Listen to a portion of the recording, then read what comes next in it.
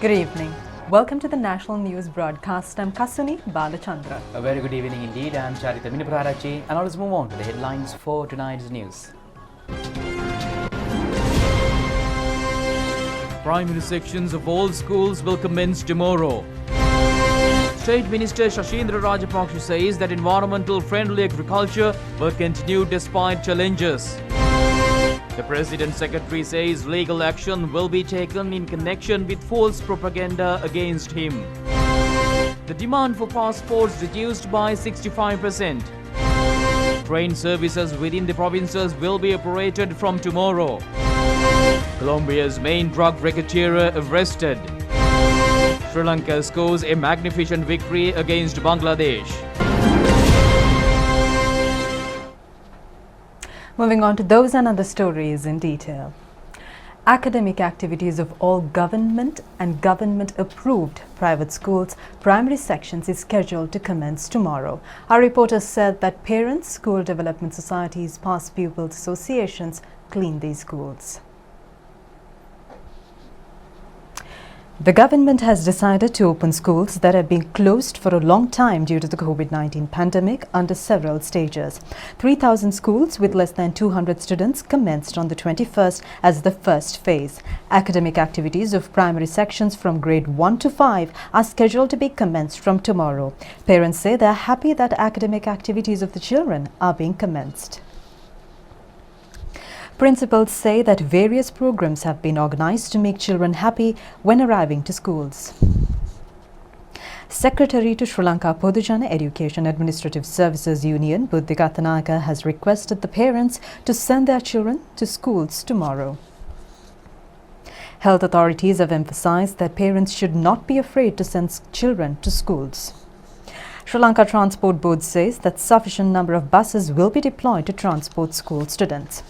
Pathukamiripula Roman Catholic Primary School was renovated today by Athwala Organisation. It was renovated under the guidance of the National Organizer of Athwala Organisation, Venerable Vallampitiya Sumanarathnathera, and under the supervision of President's Private Secretary Sugishwara Bandara. And meanwhile, State Minister Shashindra Rajapaksa has emphasized that environmental friendly agriculture program will be implemented amidst the challenges. The State Minister requested all stakeholders to support the decision, leaving aside political aims on behalf of the country. State Minister Shashindra Rajapaksa mentioned this while attending the inauguration ceremony to issue the first stock of organic fertilizer for paddy cultivation in the Badulla district. The ceremony was held yesterday at Ridimali at the Loggal Oil Organic Fertilizer Production Facility. State Minister Thenuku Vidanagamage was present on this occasion. State Minister Shashindra Rajapaksa said that President has taken the decision by considering the damage caused to the people by toxins without thinking about his vote base and future elections. Amidst the insults and blames, the program will continue since it is correct. Janata Vimukti Peramuna has persons with big knowledge on organic fertilizer and biotechnology. Mr. Ashoka Ranvala made available a sound knowledge about the methodology from production to use. He pointed out about prevailing shortcomings. The State Minister said that he visited look into whether the organic fertilizer is being used. A JVP Pradesh Sabha member called Priyanta is maintaining more than 1,000 hectares through a farmer organization. There is a solid organic fertilizer production facility there in Kurunagala, which is being done by National Organizer of Frontline Socialist Party. A program to make the country self-sufficient is now being implemented. There are various difficulties in organic cultivations. The farmers commence cultivations with a limited knowledge on chemical fertilizer and agrochemicals. Chemical fertilizer companies take maximum benefits out of that. Therefore, they become indebted. Thereafter, they urge the government to purchase the paddy. The previous government says they built 5 kidney hospitals. But what is important is to say that the health minister is saying he closed at least one such hospital. The president is trying to take forward the policy amidst insults on behalf of the people.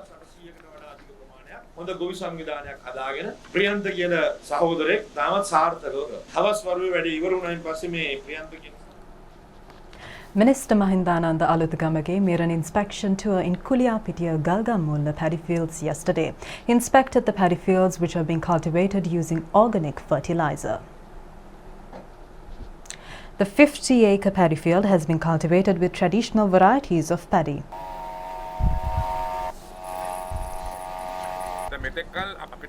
Minister Mahindanand Alutgamage said they were saying there was no fertilizer and the fertilizer was brought. Now they say the fertilizer is not up to the standard and there's no production.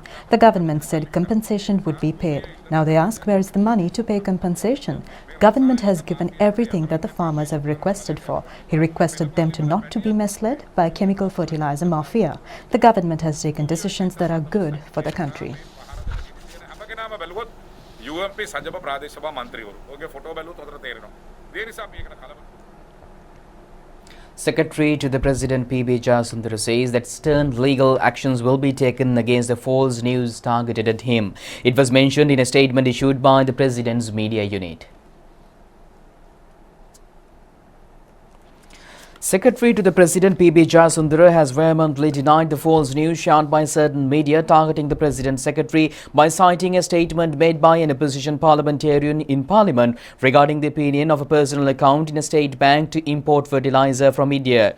Those news stores are completely false and malicious, he has indicated. The opening of an account in a state bank is an act between the relevant bank and the account holder, and it is the responsibility of the bank to act in accordance with the standard procedures in this regard, as per the statement.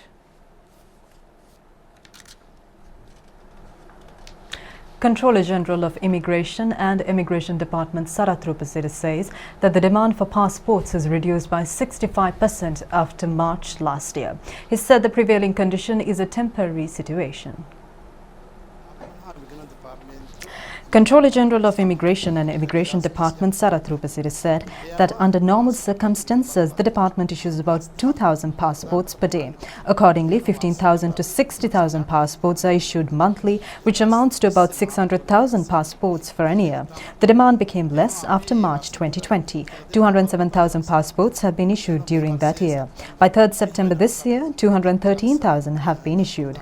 The demand has decreased by 65%. Travel restrictions and quarantine curfew has contributed to this decrease.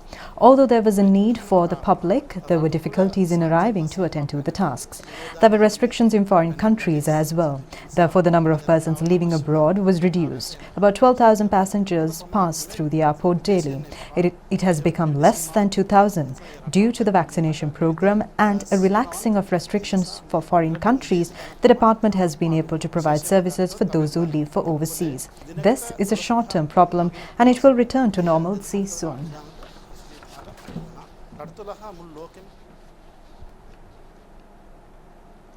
Here's the local update of the COVID-19 pandemic. The epidemiology unit says that the number of persons received both doses of a vaccine has increased to 13,126,455. They said that 126,487 vaccine doses have been given yesterday. 2,812,233 vaccine doses have been given so far. 14,975,778 have been given the first dose of a vaccine. Vaccination on children between the ages of 16 and 19 is continuing. A vaccination program took place today at Vavuniya Medical Officer's office. Another vaccination program has been organized yesterday at Vavuniya Perumkam Mahavidyalaya. A vaccination program took place today at Maradana St. Joseph's College. 550 students have been given the vaccine. 433 COVID patients were found from the country today. 18,963 are undergoing treatment. 298 have recovered today. 530,338 have recovered from the virus so far. The Director General of Health Services confirmed today 18 COVID-related deaths which occurred yesterday. 12 of them are 60 years and above that age. Among the dead are 5 persons between the ages of 30 and 59 and 1 person below 30 years. The Railway Department said that train services will commence tomorrow within the provinces. The Railway Department said that 50 trains will be operated on coastal lines, 44 on main line, 8 on Kalani Valley line and 17 on Puttalam line. The department said that 14 train services will be operated between Galle and Beliyatta during office time. Only those who are with train season tickets will be permitted to travel in them.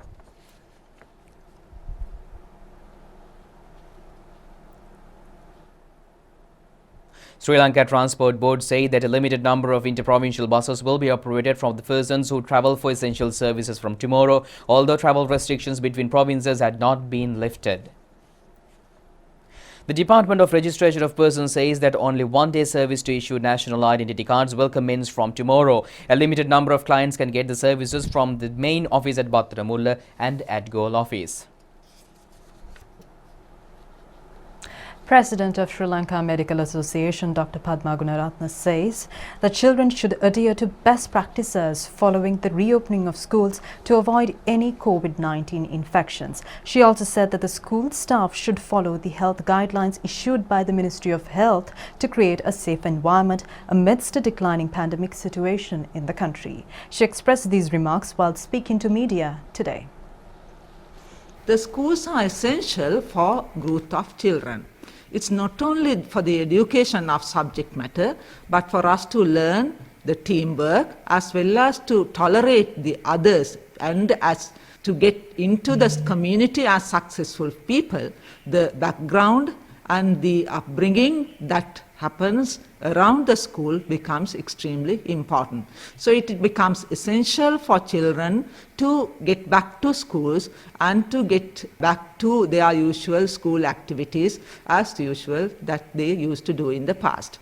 Now, when we get back to school, we need to understand that we still are in the pandemic, but at a lower level. So there are few important steps that one has to adhere when we get back to schools. I mean, as it has been repeatedly mentioned by the Ministry of Health again and again, we know that wearing a mask, a clean mask, from the time that you leave the school and during the time that you stay in the bus and in the school, as well as until you return back home, becomes extremely important.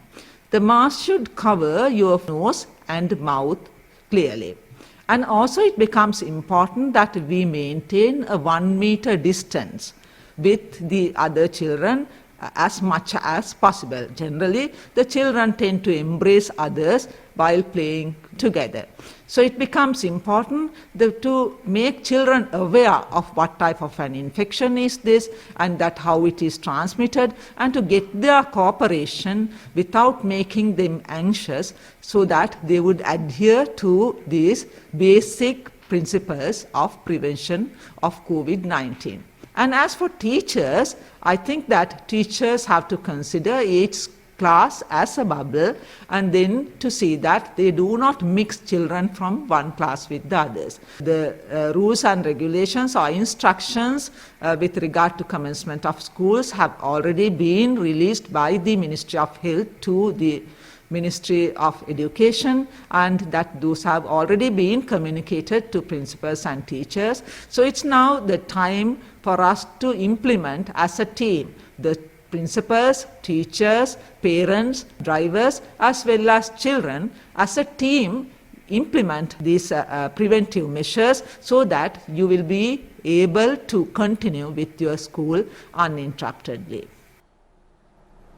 Here's an update from New Zealand on the same note. New Zealand reported 104 new COVID cases yesterday, including the first community case of the virus in the country's South Island in nearly a year. New Zealand reported 104 new coronavirus infections on Saturday, including the first community case of the virus in the country's South Island in nearly a year, health officials said. Most of the new infections were reported in Auckland, New Zealand's largest city, that's been under a strict lockdown for more than 2 months. Looser restrictions are in place in most of the rest of the country of 5 million people. The risks of a further spread from the case reported in Blenheim, in the northeast of the South Island, remained low, health officials said. On Friday, Prime Minister Jacinda Ardern said that New Zealand will end its strict lockdown measures and restore more freedoms only when 90% of its eligible population is fully vaccinated. As of Saturday, 70% of those eligible were fully inoculated. Once the poster child for stamping out COVID-19, New Zealand has been unable to beat an outbreak of the highly infectious Delta variant of COVID-19 centred in Auckland, forcing Ardern to abandon her elimination strategy and switch to living with the virus. New Zealand has recorded 28 coronavirus-related deaths so far in the pandemic. Taking a look at more local stories, Oppua Gedaratama program to provide 1 million land deeds has been successfully implemented. Despite the corona pandemic, 10,000 land deeds have been given during the last 2 years. The Ministry of Lands and Land Reforms Commission are implementing this program. The Oppua Gedaratama program commenced with the aim of providing a land deed expeditiously, ensuring every citizen's right for land ownership. The Badulla district program took place recently at the district secretariat. Ministers S.M. Chandrasena, Nima Siripal De Silva, parliamentarians and chairman of the Land Commission, Nilantha Vijayasinghe were present on this occasion.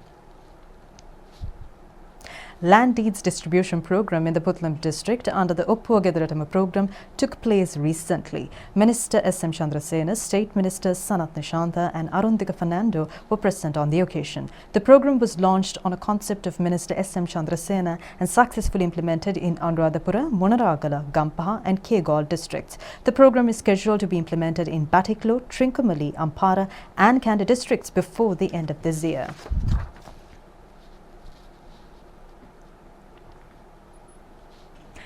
Conservation activities of the historic Hindagala Rajamahavihara, which is a World Heritage, commenced recently.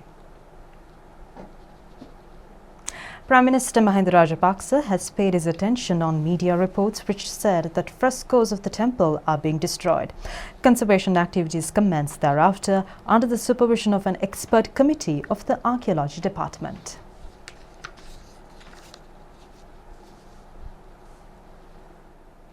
Chandrishan Pereira was a rugby player, coach and administrator has passed away today.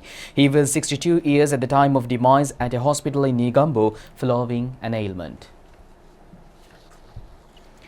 Raised in England, Chandrishan Pereira played cricket for CCC Sports Club after returning to Sri Lanka. Thereafter, he played rugby for CHNFC. He contributed immensely to win World Championship for Sri Lanka at the Hong Kong Rugby Sevens in 1984.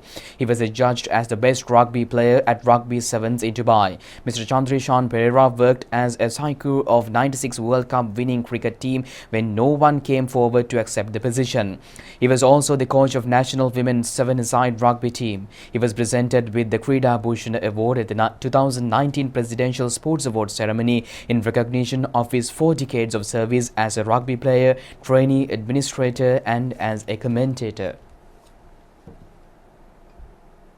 And meanwhile, veteran cinema and teledrama actress Vishaka Sirivardhana has passed away yesterday at the age of 64 years.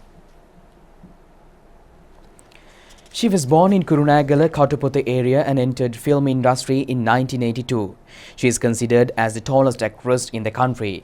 Vishaka Sirivardhana entered cinema world in Sri Kularatna Anuradha film. She acted main roles in Sanasannama, Suradothiyo films. She acted in about 30 films which includes Sasara Chetana, Sandamandala, Satya Devi and Ahalepola Kumari Hami. She won the Sarasavi Award of Incoming Actress. She acted in several teledramas including Kalanade, Sivdiyadahara and Poda Vessa. Vishaka Sirivardhana, who was an ailing for some time, had been under treatment at Kurunagala Teaching Hospital.